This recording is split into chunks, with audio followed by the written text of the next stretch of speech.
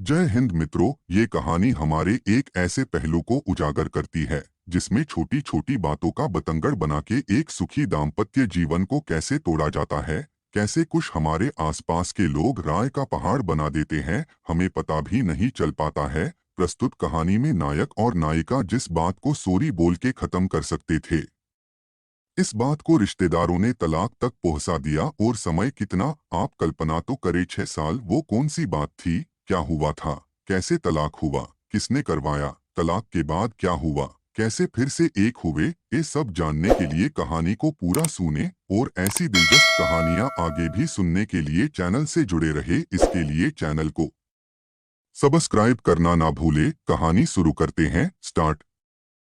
पति ने पत्नी को किसी बात पर 3 थप्पड़ जड़ दिए। पत्नी ने इसके जवाब में अपना सैंडल पति की तरफ फेंका। सैंडल का एक सिरा पति के सिर को छूता हुआ निकल गया। मामला रफादफा हो भी जाता, लेकिन पति ने इसे अपनी तौहीनी समझी। रिश्तेदारों ने मामला और पेचीदा बना दिया, न सिर्फ पेचीदा बल्कि संगीन। सब रिश्तेदारों ने इसे खानदान की नाक कटना कहा। यह भी कहा कि पति को सैंडल मारने वाली औरत न वफादार होती है न पतिव्रता। इसे घर में रखना अपने शरीर में मियादी बुखार पालते रहने जैसा है। कुछ रिश्तेदारों ने यह भी पश्चाताप जाहिर किया कि ऐसी औरतों का भ्रूण ही समाप्त कर देना चाहिए। बुरी बातें चक्रवृद्धि ब्याज की तरह बढ़ती है, सो दोनों तरफ खूब आरोप उछाले गए। ऐसा लगता था जैसे दोनों पक्षों के लोग आरोपों का वॉलीबॉल खेल रहे हैं। लड़के ने लड़की के बारे में और लड़की ने लड़के के बारे में कई असुविधाजनक बातें कही। मुकदमा दर्ज कराया गया। पति ने पत्नी की चरित्रहीनता का तो पत्नी ने दहेज उत्पीड़न का मामला दर्ज कराया। 6 साल तक शादीशुदा जीवन बीताने और एक बच्ची के माता पिता होने के बाद आज दोनों में तलाक हो गया। पति पत्नी के हाथ में तलाक के कागजों की प्रति थी। दोनों चुप थे, दोनों शांत, दोनों निर्विकार। मुकदमा 2 साल तक चला था। 2 साल से पत्नी अलग रह रही थी और पति अलग। मुकदमे की सुनवाई पर दोनों को आना होता। दोनों एक दूसरे को देखते जैसे चकमक पत्थर आपस में रगड़ खा गए हों। दोनों गुस्से में होते। दोनों में बदले की भावना का आवेश होता। दोनों के साथ रिश्तेदार होते जिनकी हमदर्दियों में जरा जरा विस्फोटक पदार्थ भी छुपा होता।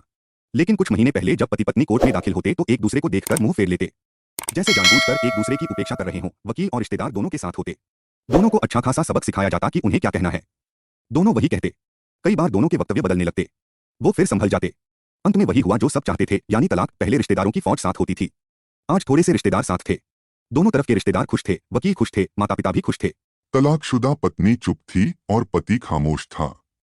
यह महज इत्तेफाक ही था कि दोनों पक्षों के रिश्तेदार एक ही टी स्टॉल पर बैठे कोल्ड ड्रिंक्स लिया। यह भी महज इत्तेफाक ही था कि तलाकशुदा पति पत्नी एक ही मेज के आमने सामने जा बैठे। लकड़ी की बेंच और वो दोनों, कॉन्ग्रेचुलेशन, आप जो चाहते थे वही हुआ। स्त्री ने कहा, तुम्हें भी बधाई, तुमने भी तो तलाक देकर जीत हासिल की। पुरुष बोला, तलाक क्या जीत का प्रतीक होता है? स्त्री ने पूछा।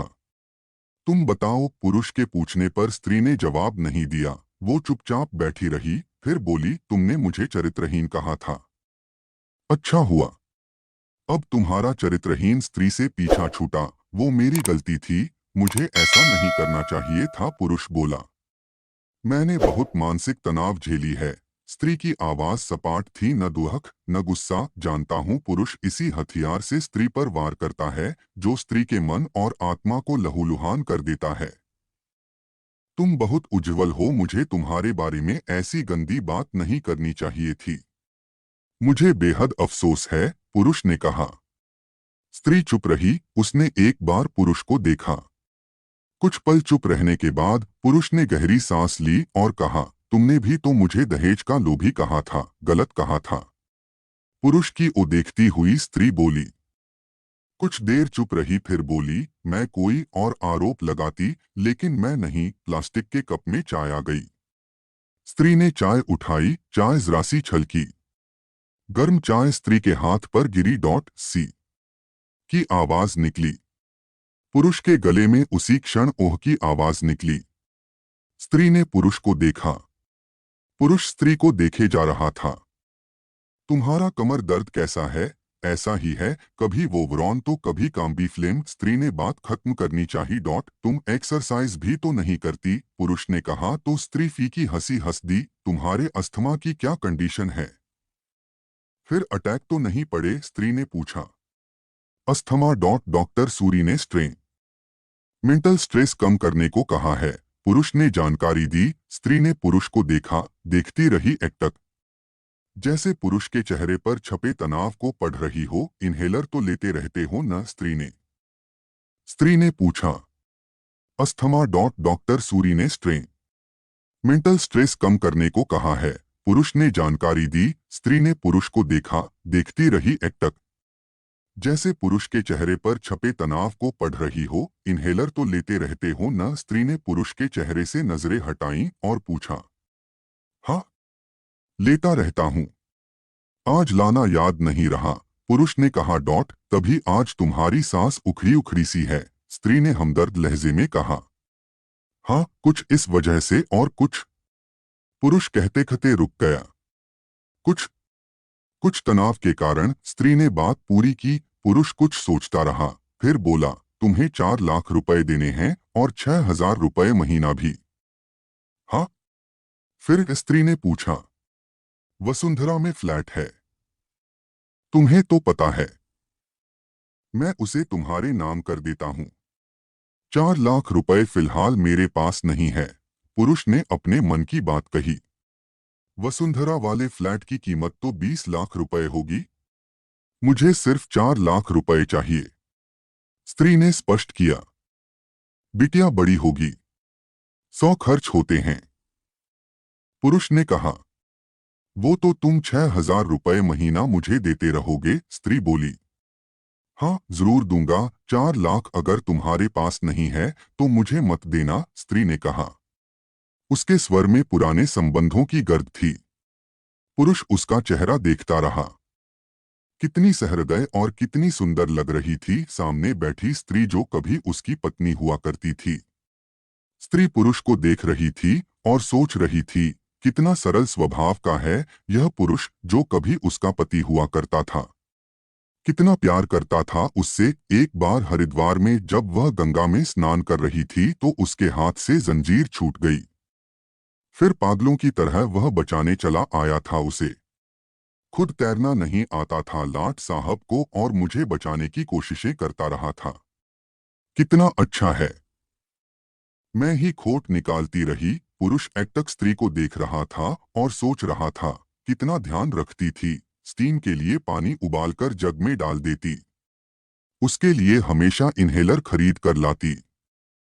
सेरेटाइड आक्यूहेलर बहुत महंगा था। हर महीने कंजूसी करती, पैसे बचाती और आक्यूहेलर खरीद लाती। दूसरों की बीमारी की कौन परवाह करता है? ये करती थी परवाह। कभी जाहिर भी नहीं है, कभी जाहिर भी नहीं होने देती थी। कितनी संवेदना थी इसमें। मैं अपनी मर्दानगी के नशे में रहा। काश जो मैं इसके जज्बे को समझ पाता। दोनों चुप थे, बेहद चुप। दुनिया भर की आवाजों से मुक्त होकर खामोश। दोनों भीगी आंखों से एक दूसरे को देखते रहे। मुझे एक बात कहनी है, उसकी आवाज में झिझक थी। कहो, स्त्री ने सजल आंखों से उसे देखा। डरता हूं, पुरुष ने कहा। डरो मत, हो सकता है तुम्हारी बात मेरे मन की बात हो, स्त्री ने कहा। तुम बहुत याद आती रही, पुरुष बोला। तुम भी, स्त्री ने कहा। मैं तुम्हें अब भी प्रेम करता हूं, मैं भी, स्त्री ने कहा।